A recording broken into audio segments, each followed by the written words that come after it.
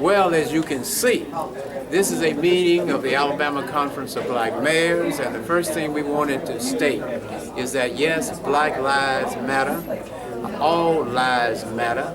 We therefore send our prayers to those blacks who have lost their lives. We also send our prayers to those whites who have lost their lives. We say to the police officers and we say to those in the community, we care about all of you. We pray for all of you, and we want harmony in the communities of America. Those of us who are mayors, we're going to do what we can do as mayors of our cities to make sure that our police officers enforce the law, protect and defend.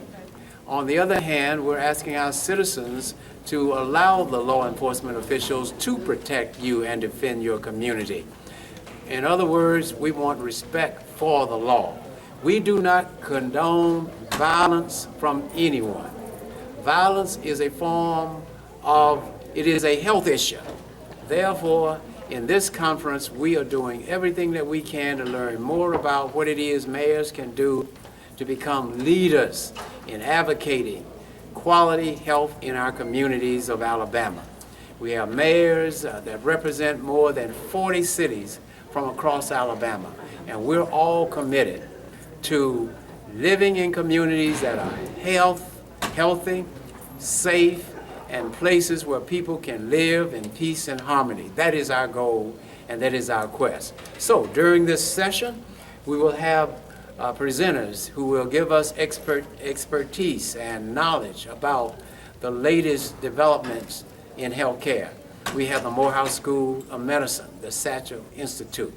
We have the University of Alabama at Birmingham. We have the State Health Department. We have the Health Disparities Program from Tuskegee University. We have Quality of Life, which has 22 centers across the state. And so we have the best minds in the state, in the South, in the nation, who are advising our mayors on how they can play a greater role in providing quality health care in the communities of Alabama, in the South, and in the nation. That's why we're here. You got any questions? Huh? Why is this important?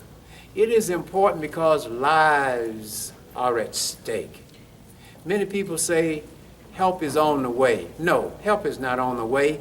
Help is available now for most preventable health care diseases that can be prevented. The problem is a lack of education. The problem is stigma.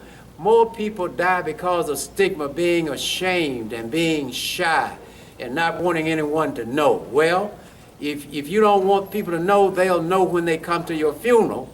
The point I'm stressing here is people need to mature and understand that they can be cured from hepatitis C. They can be cured from HIV/AIDS. They can be cured from nearly 60 infectious diseases. Many of these diseases, they can be cured. They don't know it, and they are ashamed to be tested. We as mayors, for example, each year we have the National HIV/AIDS Testing Day.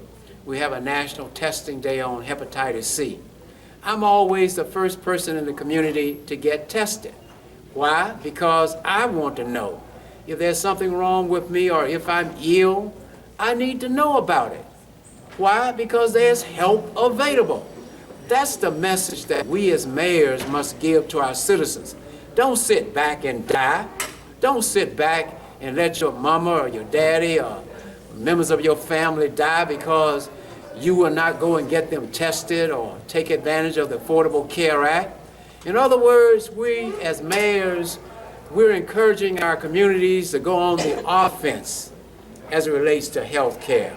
We want mayors to be aggressive in making sure that the people who live in our cities know what's available, take advantage of what is available, and save not someone else's lives, but save their own lives first.